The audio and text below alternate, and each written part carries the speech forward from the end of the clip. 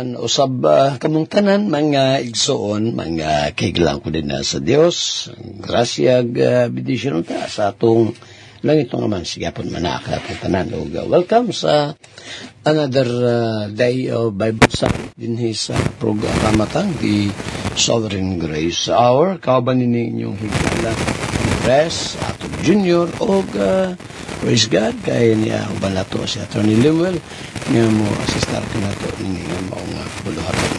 Kumusta niyo pagsimba gahapon? Amo adere sa church by the grace of God okay ra gyud kayo bisan og sayo pa sa buntag gaulan na sayo gaulan na gahapon sa buntag pero wala na makahinder no makababag nga dili ta makasimba sa Ginoo. Now, happy birthday days. Hindi pa kumalimot kang Dennis Anchita, Dennis sa Pangi, Davao City. O, gasta mga nag-birthday. Happy birthday. Now, doon na gyud maigso, no? Karoon na gyud si Manaha ang pagbisita na to dinhi sa Surigao City. Ito dinhi ang mga kaigsunan sa mga bagong natong misyon. O maghimo ta o Bible Seminar. Tama. Ito nagi text na ito ni Brother Kenneth. Kumusta day mo da, Brother Kenneth? Kumusta nyo nga panimbahong hapon? No? Bro ko nga na ang hagok gid ang inyong ginahimo. Umikan kayo from Cantilan to Surigao City. Surigao City na sa pagkahapon balik sa Cantilan. Pero on the other hand, usana ka dako kayo nga panlagi, no? Maka-serve to din as Ginoo. So, himuon ang seminar na to sa gumanan din sa text ni Brad Kenneth na to nitong niaging semana. Yun niya, good morning, Pastor and Ma'am. Grace, mercy, and peace from God and our Lord Jesus Christ. Ang ato tigumanan na sa Sovereign Grace Landmark Baptist Mission sa Pingals Tailoring, Kaskag, Surigao City. Okay, naradiha. No? Sa taas na, second floor na, Brad Kenneth, no? Sa Pingals Tailoring, Kaskag, Surigao City. So, mauna, thank you kayo ha, Brother Kenneth, din mong information. O, tigalig, ato din hisab nga, mga kaigsunan sa Santa Maria, na? San Agustin, Santa Maria, Davao Occidental. Kung madayon mo Brad Buyet, no? So, sayo ta anak, no? O, I do not know kung makadayon sab sila ni Mia o niya Antonio pila sa itong makaigsoon na sabgikan din sa Tanwalang, Tanwalang, Sulup, Davao del Sur. O, Brother Lindon, Brother John Ruben, no? Kami. And then, usab no gikan sa Panabo sila ri Brother Kaputi o Brother Larry no karong Biyernes na masayo ta ha aron nga say sa tang maabot dito sa Surigao City apil sa pagampo ni maigsuoning atong plano nga this coming Saturday maghimo ta og usa ka Bible Seminar on the Doctrines of Grace and Landmarkism maghapon-apon tanag mga libreng basahon no anang panahon na.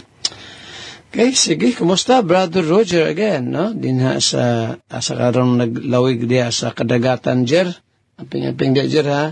O pwede mag-pray nimo o sa tibok pamilya nimo. Ato dahil gitimbaya ato nga makaigsuunan, no? Dinhi sa US, kang Christy o kang Jeremy. Salamat kay Chris, ha? Kawa na ni Alimol tong imong padala para sa atong radio ministry. Salamat good. O gusab, kumusta sa inyong anak ka si Gigi. No? Balo kong sugod na mo kami nga din sa inyong mga minahals kinabuhi sab din sa Davao City.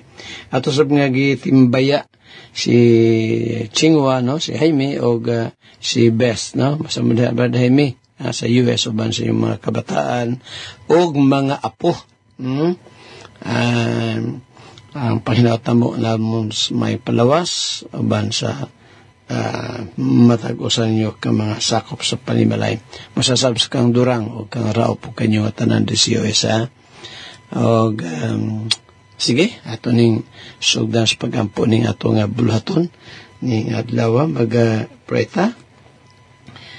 Amon sab nga gikalipay langit noon mahigog mauna mo nga Dios nga gadaol sab si imong mahal nga presensya aron nga Ginoo mapagday kung mapagpasalamat amon sab nga balik dia kanimo. Gani ako nga prayer, Lord, bless Ginoo kini, bless man o Father bisa pagani among mga plano sa unahan. Karon nga semana at may surigaw, Lord, alang sa ka-Bible seminar, mag-bless ka, Lord, sa mong pagbiyahe, basta na sa pagtudlo sa mga trust.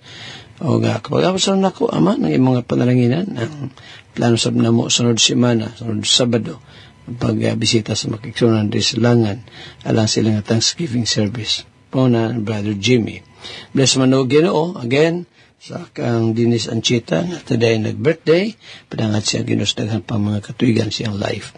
Pero kung pagampo, bisan pagani sa kompletong kayuhan ni Mrs. Dinyo, Mama Feli Dinyo, Lord, o sa tanan-tanang nga mga naas balatan, even kang James, Durang, o kang Brother Kabigas, usban pa na mo nga mga kaigsuunan, sa kang Jennifer, kalipsan, pero kung kapreya lang kaniya, bisan pagani kang Rachel, anak ni Brother Lingling o Mr. Nori din sa Malalag. I-bless man o Father among nasod tabangan mo Ginoo mga leaders na amahan mo dumala sa mga nasod sa maayo nga paaki para kung ga-privacy pa sa among kanhing Presidente Duterte nga makauli na siya naman din sa Pilipinas.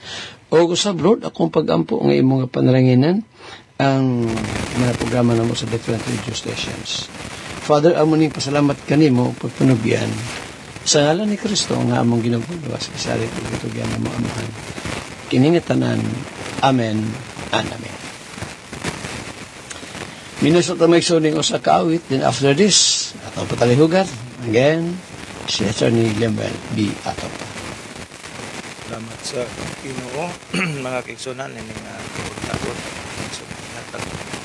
Ako salamat sa so, online again, good morning sa mga kag-usapan nato o sa Diyos manahan sa agad Brother Attorney Lemuel Ato o Pastor Andres Ato Jr. Kabuntagon. Salamat sa Ginoo mga kaigsunan sa mga kasapa ato na sa mga paminawan ng mga pulong sa Diyos. Nagidala siyang mga alagad. Kaya ako ang pagtimbaya. Once again, good morning sa mga naminaw diya sa ito ang wall sa Facebook. At the same time, sa mga nagtanaw din sa itong live. Yan, isulod yun sa itong live. Una din si Brother Well Abrantes. Brother Well Abrantes sa Mawab, Davao de Oro. Mario, Brother and Pastor Mario Abrantes. Buntag ni mo diha, Brad. So far, si Brother Well pa man ang standby or naminaw din programa na isa. So, posible namin siya sa wall sa Facebook. So, may buntag ni mo diha. Okay, mga kaigsunan, padayon lang mo sa mga naminaw ron. Kung magpadangat mo sa mensahe, padayon lang mo. O sa magpadangat din sa na after sa first portion. Okay, mga kaigsunan, dito maglangay at kung ibalik ang so yatag ibalik ang panahon na ito kang Brother Attorney Lemuel Ato. Amen. Praise the Lord. Salamat sa mensahe sa awit. Living sacrifice. Ingon pa diri, take my life a living sacrifice, knowing it's the least that I can do. Tinuod ni mga igsoon nga kita as Christians, as children of God, na atong ma-offer dira sa Ginoo is our atong ma-sacrifice dira is ito ang talent, ang ito ang time, ito ang desire na mag-serve dira sa Ginoo. Why? Because God has already, Christ has already given everything. So ang pagpresenta to as a sacrifice, it is ingon diri the least that we can do. Ug ingon po diri sa lyrics, no, sa verse, I looked upon my life and realized at last within myself, there's nothing I can do. Atong ginapakita diri mga igsoon ang tinud-anay nga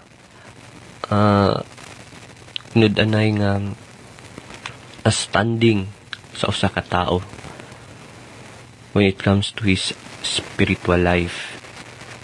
Wala joy ma-achieve, walay mabuhat if it is only through self-effort. Wala joy tayo mabuhat. Ingon niya dari, yet here I stand to offer all I am and give myself completely, Lord, to you. So, despite sa kakulangan, sa inadequacy, ang kita as children of God, we must surrender without any reservation. Kung sa man ang kakulang, mo tuman gyapon ta. Atong i-sacrifice yapon nato ang kaugalingon. I-sacrifice in the sense nga we give our time, our effort, our talents, our finances, hindi ra atubangan sa Ginoo. Sige mga igsoon, atong ipadayon ang pagtuon nato diri sa pulong sa Ginoo. Naana kita karon sa verse 11. Proverbs 17 verse 11. Ato again ginaseries ni nga pagtuon diri sa Proverbs. So Proverbs 17 verse 11 ingon diri, an evil man seeketh only rebellion, therefore a cruel messenger shall be sent against him. Sa Cebuano version, ang taong dautan magapangita lamang sa usa ka kagubot. Tungod niini, ang usa ka mabangis nga sinugo igapadala batok kaniya. Naghantag makuha na kamatuoran diri mga igsoon. Una, kaning nga verse nagapakita kini og a warning, kanang pahimangno nga ang usa ka tao kung kanunay siya nga nagapangita og kagubot, there is English rebellion, whether it is against the Lord, against God, batok sa Ginoo, or against authorities, sa atong government, even sa parents, or sa atong balaod. Ang sang resulta niini, he will eventually face harsh consequences. Naay mo padala batok kaniya ang usa ka mabangis nga mensahero. Mensahero in a sense nga whether kaning cruel messenger, it may refer to a divine judgment. Ang Ginoo mismo ang hatag og silot, sakit, kanang dira sa Romans 2 na ay anguish, na ay pain, na walay peace of mind. Pwede pod kaning cruel messenger diri, it could be ato ang mga human enforcers, mga pulis, dakpon siya, or to the point nga na ay self-destruction or personal destruction, kadaot sa iyahang kinabuhi. So sa tong makitaan palain diri mga igsoon nga kaning giingong word ri gamit nga rebellion, it could be a rebellion o pagsupak batok sa Ginoo, rebellion against God. Ang sala mismo, it is already a rebellion sa iyang ang sala mismo, it is already a rebellion against the Lord. Ang pagbuhat, ang pagdisobey sa sugo, sa instruction sa Ginoo, it is a rejection. Gina-reject na to ang authority sa Ginoo. Authority in a sense na naghatag siya og balaod, and yet because we do not obey the law or His commandments, mo sulod diha ang pagbuhat og sala. And that is why ang sin itself, it is already a rebellion against the Lord. Ang usa ka tao, gusto pa niya asan, tugangan niya og maayong buhat, tugangan niya og bautismo or pagpamembro sa usa ka simbahan, or even believing in a specific doctrine. Kini mga igsoon, it is already tantamount to rebellion against God, kanang pagsupak batok sa Ginoo. Kung sa panglaing klaseng pagsupak or rebellion, natay rebellion against the family, no? Kanang pagsupak batok sa ginikanan. Very clear ang Bible na children, no, obey your parents, honor your father and mother. No, kung ato ning supakon mga bata nga musupak sa ginikanan, regardless of the age of the parent or parents o sa mga anak, naglapas na sa sugo nga tahura ang imong inahan and ang amahan. And then naatay gitawag nga rebellion against the state or kaning pagsupak batok sa gobyerno. Under our revised penal code, balaod, naatay gitawag nga rebellion or insurrection. Noon sa man kini, mao kini ang pagsukol, bangon batok sa atong gobyerno, pinaagi sa kanang arms. Ug ang purpose nganong buhaton kini kaning rebellion or insurrection aron kuhaon ang gahom o ang otoridad gikan sa atong gobyerno. So under the law, kini dakong krimen batok sa ato ang nasod. So dili lang di ay spiritual ang ato ang mabuhat ning pagsupak or rebellion. Pwede pud sa pamilya, sa otoridad, o even sa gobyerno. Na atong makitaan diri mga igsoon diri sa ato ang verse sa Proverbs 17 verse 11 nga atong susihon, i-search nato ato ang kasing-kasing kung nanabay gitawag natog rebellion o kanang pagsupak, whether it could be sa ato ang gobyerno o sa ato ang pamilya, and worst, against the Lord. No? Kay ingon pa diri sa kini nga verse, moabot kung na ang pagsukol, rebellion, no? Moabot ang cruel messenger and shall be sent against him. So, in other words, naadyoy evil nga consequences. Sige mga igsoon, ato ning ipadayon sa sunod nga higayon, pagtuon nato diri sa Proverbs chapter 17. This time mag-aadto kita sa ang pagtuon nato diri sa doktrina sa grasya, no? The doctrines of grace, particularly the doctrine of regeneration. So ato nang gitun-an una ang kahulugan sa mga pulong kaluwasan, salvation. It means deliverance from the power of sin. And then we also defined regeneration. Kung sa maning pagkatao, pag-usab.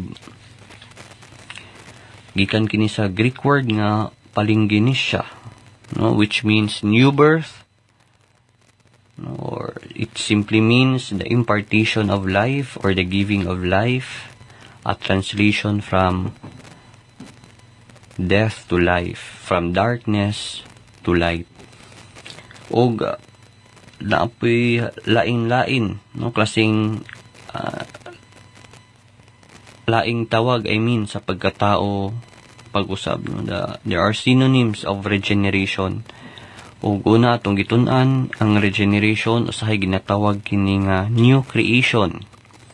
Makita nato sa 2 Corinthians 5:17. And then makitaan pud nato diri sa Galatians chapter 6 verse 15.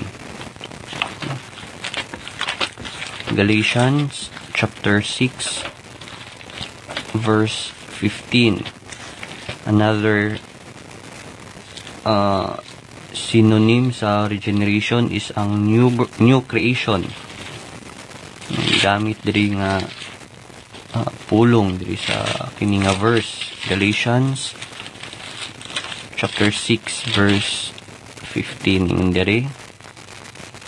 For in Christ Jesus neither circumcision availeth anything, nor uncircumcision, but a new creature. Diri sa Cebuano, mga taga Galacia kapitulo 6 bersikulo 15 gaingon diri, kay dili ang pagkamay circumcision o ang pagkawalay circumcision maoy may bili, kundili ang bag-o nga pagkabinuhat lamang. Ang circumcision diri maigsuon o kanang ang pagtuli, ang pasabot diri, this is a kanang religious mark of the Jew, kanang pagkamarka sa pagkahudiyo. Kay sa ilahang balaod, no, kailangan sila tulion. They will have, or all of them, tanan ng mga lalaki dapat tulion, i-circumcise. Mao kini ang marka nila isip nga mga Hudiyo. So ingon diri sa verse, neither circumcision no availeth anything. So walay gahom ang pagka Hudiyo nila aron mahimong new creature, bagong binuhat.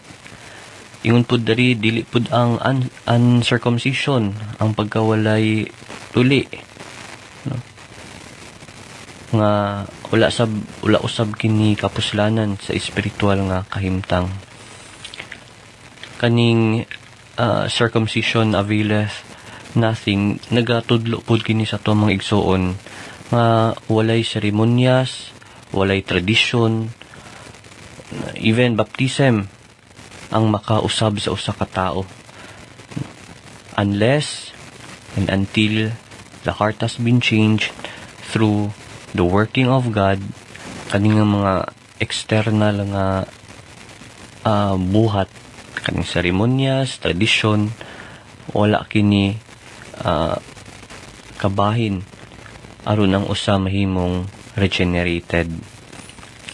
And lastly mga igsoon, makita nato diri, just as the heavens and the earth were created by God,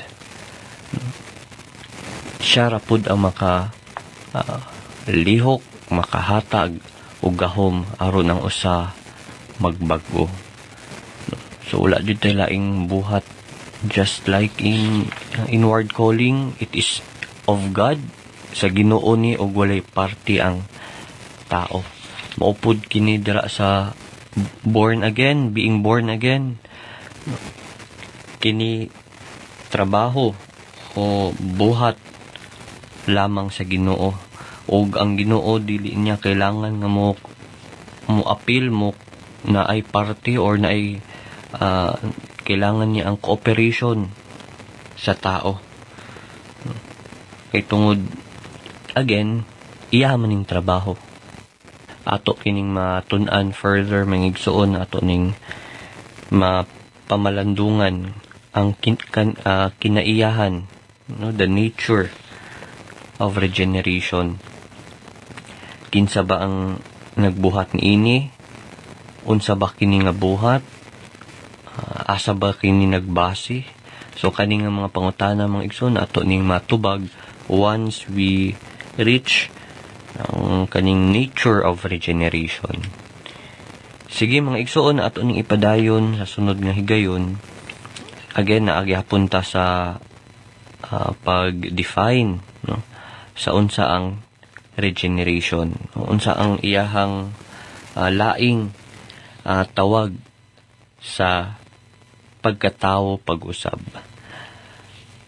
And before I end, if you are not yet sure of your salvation, di ka pa sigurado sa imong kalawasan, ang Biblia nagaingon, repent, believe the gospel.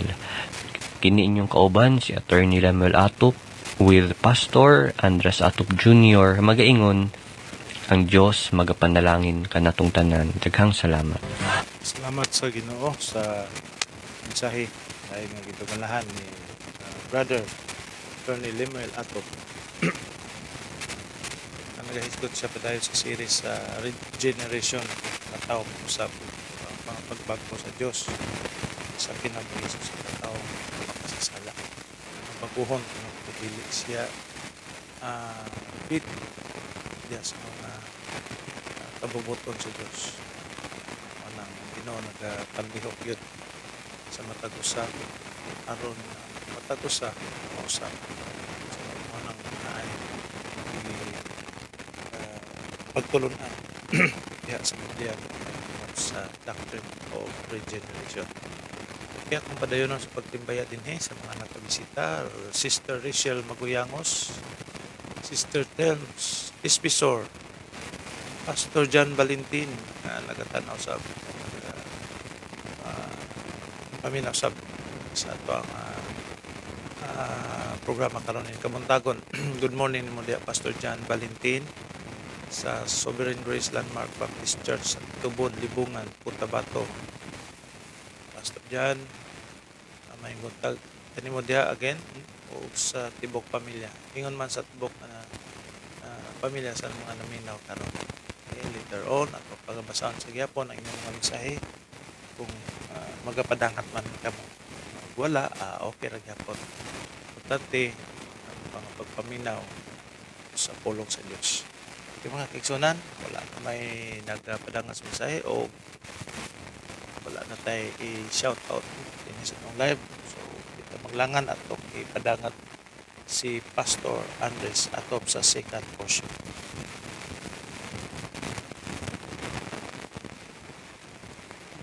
Nawala pa. Kaya lang ha, mga kaigsunan.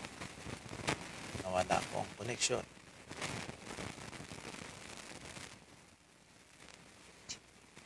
Ayan. Sige. Okay. Balik ko ng mga kaigsunan. Balik na po. Sige. Yatag na kung paano ang Pastor Atop sa second portion. Amen, amen. Praise God, praise the Lord. Salamat sa maong mensahe sa awit. Sige, maigsoon. 14, Proverbio 14, unang gingon, dali ra kay nga ma-remember nato ni nga maong verse, no? Proverbio 14:14 nga si Solomon nagkanayon siya usbon ako kini nga the backslider in heart shall be filled with his own ways, and a good man shall be satisfied from himself. Sa dahigala ang nagabalik sa pagpakasala sa kasing-kasing pagapunon uban sa iyang kaugalingong mga pagi. Ang akita ito rin magsono ang sala day magsugod gyud diha sa kasing-kasing. Sugod gyud sa ang paghimog sala kasugod din na diha sa kasing-kasing. Kay pwede magod nga ang tao di makakita pero diha sa iyang hunahunag kasing-kasing sa maong tao naglalang na siya og mga buhat nga di maayo. O ito nga doon na bito'y penaltyhan na we cannot judge a book by its cover.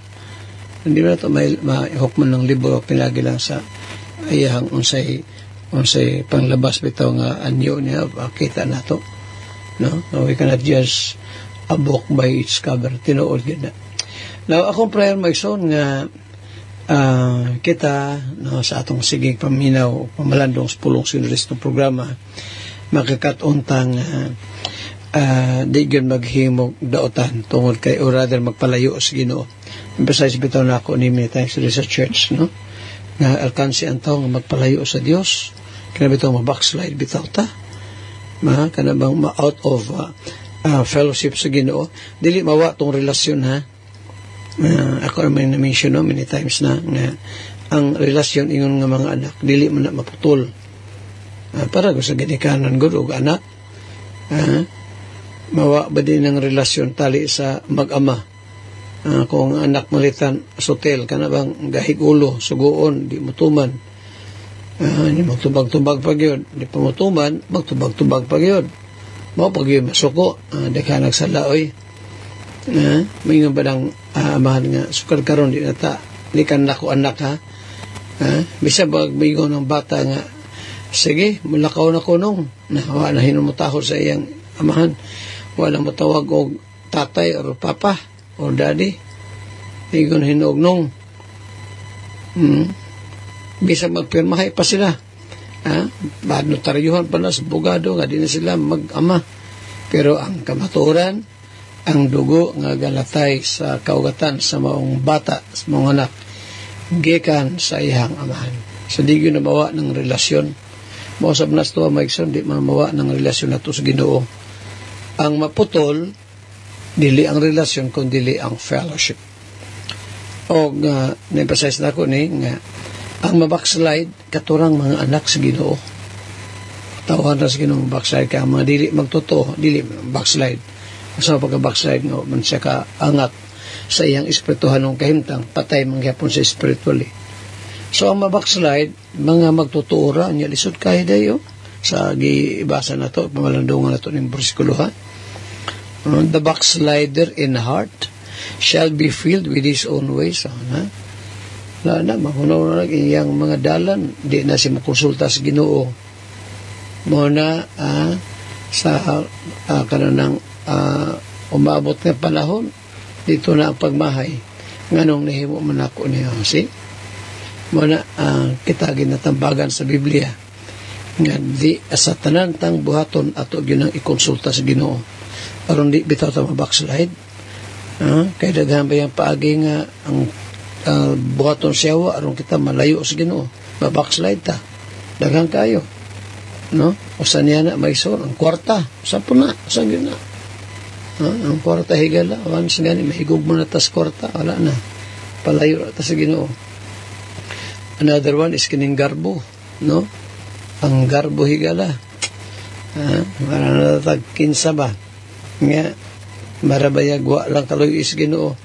Kung wala lang takaloy is Ginoo na mutasa ka taron, di ba? Nabitay kantas Tagalog na, no? So ganito, nasaan kaya ako Jesus kung wala ka? O tinawag yun na. Tanawa ng mga tao mulay Kristo mo iso ilang kinabuhi. Ikaw matusot ito Juan Bardoming, no?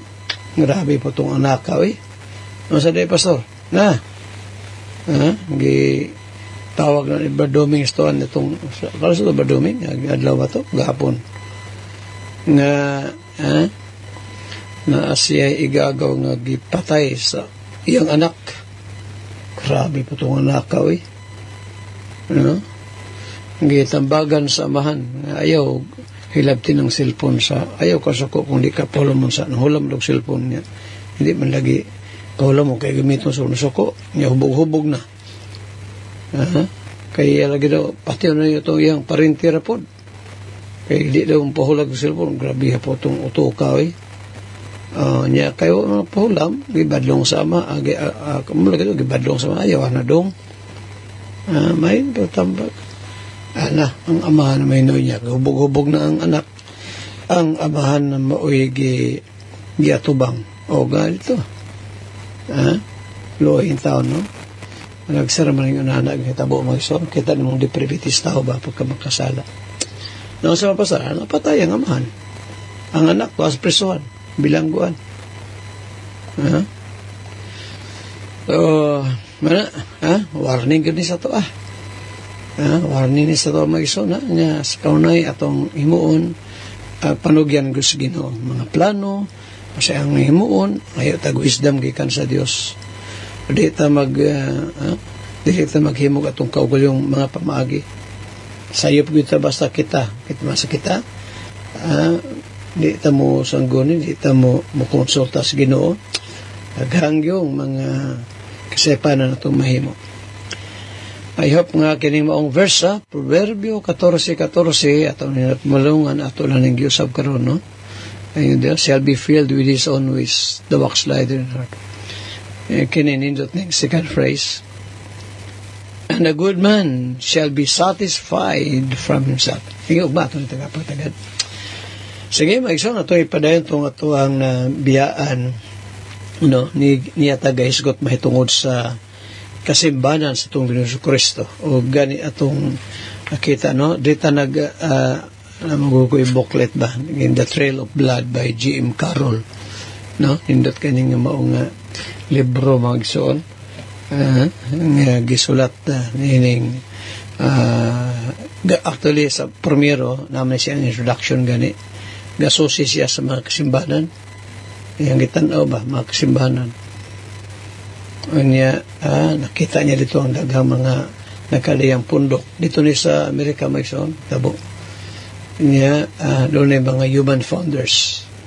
So ang Baptist iyang gitanaw o mo ni saya pag sukit-sukit, pagtuon, tadahang kayo mga libraries, iyang gatuan, mga libro, nga gini sa tinaghan na gini mag-iso. Namo yan yung booklet, o kining libro, The Trail of Blood by G.M. Carroll. Na ingon kasigurog na ay mga 200 ka mga libro yang gikuan ani. Hagyod, no? Ito ba yung kadaghan ba? O niya, ang nakadayang mga authors, Encyclopedia of Religious Knowledge by Brown, Baptist Encyclopedia, napagani o Catholic Encyclopedia, 16 volumes, Manual of Church History by Newman, Handbook of Church History by Green, History of the Church, Waddington, History of the Christian Church by Gregory, Ecclesiastical History kang Musim. Wala ko ni mo libro hamay soon. Pero napay A Plea for the Cumberland Presbyterian Church by Jones. The Short History of the Baptists by Bitter. History of the Baptists by John Christian. Nakuha ni Volume 1 and Volume 2. Dagan pag gini.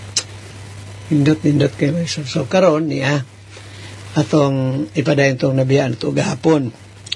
Asi kita nag-undang dita gikotlo na ito kadali itong pamulong ni Hosios, no? Ito ta nag-undang sa Kapusios magsoon nga si Cardinal Stanislaw Hosios nagpamatuon nga ang mga sa nitong 1524 nasultin ni Cardinal Hosios nga kung ang mga 1524 ang mga Baptist wa pa daw lutosa sa miaging 1200 kakatuigan sila tang midaghan pa kaysa mga reformers, no? Sila ni Calvin, sila ni Martin Luther, mas daghan pa mga Baptist kung wapalutosa. Pero mula gina 55 to 56 million Baptist ang ipamatay sa history natong kasaysayan. Ipamatay maigsoon tungod sa ilang pagbarug sa kamaturan because of doctrines of grace. Unya di sila mo yokpo sa pagbulutan sa Roma. Kaya pailaing tagatagpatagan maigsoon katong giingon history sa taha kadali niya agikan ni sa kamusim ato isgotan to akong balikan sa kadali usa ka Lutheran historian si Musim ingon pa niya din before the rise of Luther and Calvin there lay secreted in almost all the countries of Europe persons who adhered tenaciously to the principles of modern Dutch Baptist quote. So wala pa daw mutungha sila si Luther o si Calvin. Si Luther ang founder sa Lutheran Church, si John Calvin sa Presbyterian Church.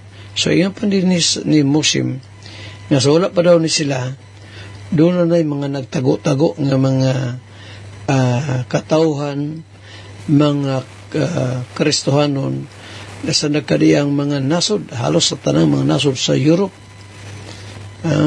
Mga tao kinsa mihupot nga malig-on sa mga prinsipyo sa moderno nga mga Baptist. Modern Dutch Baptist. Ayun na ni Moshim. O sa ni siya ka Lutheran historian magsoon. Kini, Presbyterian nga libro, Edinburgh Encyclopedia. Matod pa din quote, "It must have already occurred to our readers that the Baptists are the same sect of Christians that were formerly described as Anabaptists. Indeed, this seems to have been their leading principle from the time of Tertullian to the present time." Quote.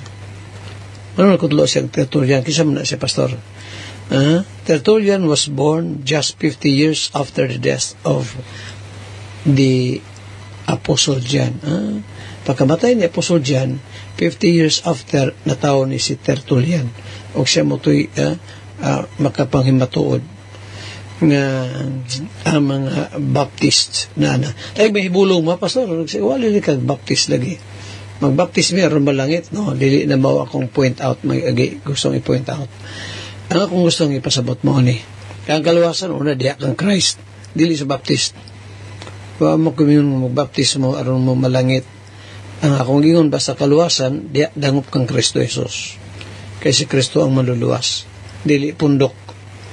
Ay magtuan nang yun nga, kung di daw masakop silang pundok, wala tayo kaluwasan, di mo na mao. Kayang namatay, naglansa sa cross, dili minta pundok higala, kundi si Ginoong Kristo. Ang makahinlo sa tong sala, dugo lang ni Christ. Karon nga nung gisigutan ako ni history sa mga Baptist, kaya mo gudi maigsuon ang kasimbanan sa tong Ginoong Kristo nga sukat pa sa una sa panahon sa atong Ginoo, muna ni sila nagapadayon hantod karong panahon na. Pastor, di ba kuan? Di ba ka pastor ang Presbyterian? Maong simbahan si Ginoo? Dili, kaya ang founder na si kuan man. Ang founder na si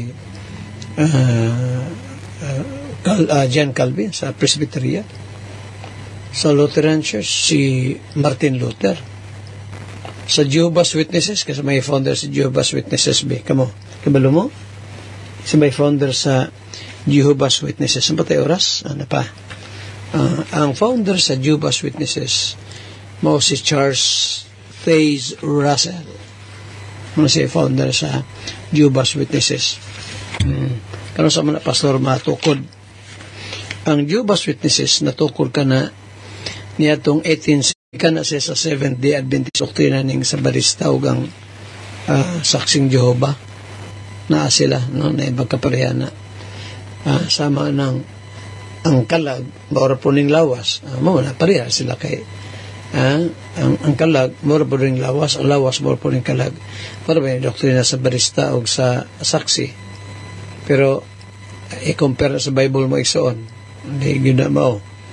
Ang sa Biblia kita gibuhat sa Ginoo nga dunay espiritu, musimang ko kadali sa akong diskusyon na kita doon na tayo espiritu, doon na tayo kalag, doon na tayo lawas. Prayer ni Apostle Paul sa taga-Thessalonica, that your whole spirit, soul, and body be preserved blameless unto the coming of our Lord Jesus Christ.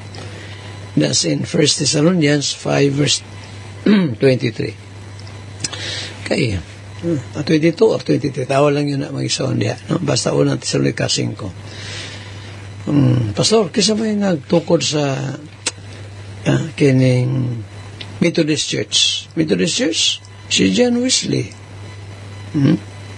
Dito sa Oxford, England. Kano sa 1738. Kisa po'y pastor, nagtukod sa kining Christian Church. Unya gialis na disciples of Christ, o niya gialis na po ngalan nahimo ng Church of Christ. Si founder na si Alexander Campbell, dito na matukod mag-isang sa Washington County, Pennsylvania, USA. Kano sa 1832. Di man matugi kanto si Alexander Campbell o yung man ng Thomas Baptists. Ang Seventh Adventist pastor kaysa founder si William Miller gisalo ni Ellen G. White kano sa 1843. Giparehistro ang Seventh Adventist ni na ang Ellen G. White yatong 1851 up to 1853. Ano din ang mga different churches pa na ang Alliance pastor kaya kami mga Alliance si Brad Kinney to found ako ni kanang background ani Brad Kinney to imong Perez Alliance no Alliance ang Alliance maigsoon tukod na ni sa may founder sa Alliance Church, Christian and Missionary Alliance, si Albert B. Simpson. Albert B. Simpson ang founder dito sa New York City, New York, USA. Sa tuig 1881, 1881. Ang background niya is Presbyterian. Muna ang Alliance may sa una mag-isoon, gatubay na Sovereign Grace Doctrines. Tunaw ang Alliance. Sovereign Grace ang doktrina na. Pero pagdagan sa panahon, sama sa ubang mga Baptist, wala na, na-Armenia na. Walang historya na.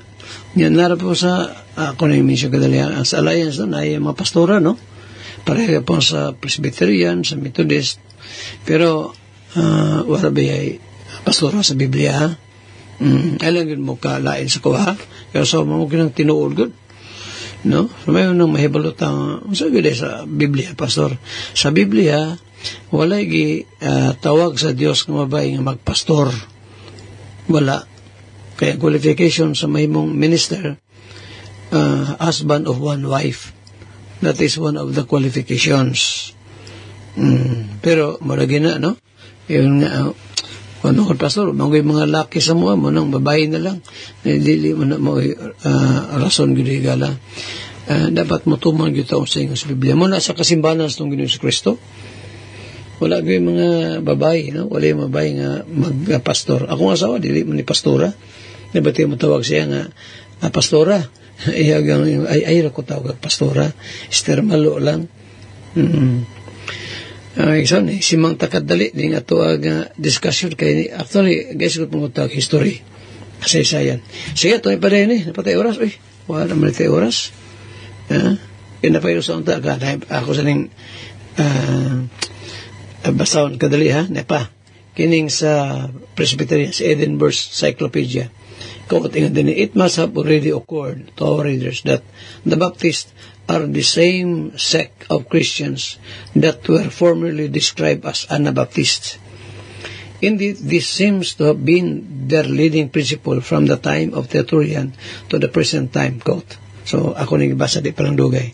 So, mga Baptist mo igsoon, yung pa din sa Edinburgh Cyclopedia, sa Presbyterian, nga, ang katong mga Kristohanong kuneto, mga, mauni sila ang mga Anabaptist. Ang mga Baptist karon mo yung mga Anabaptist kaneto.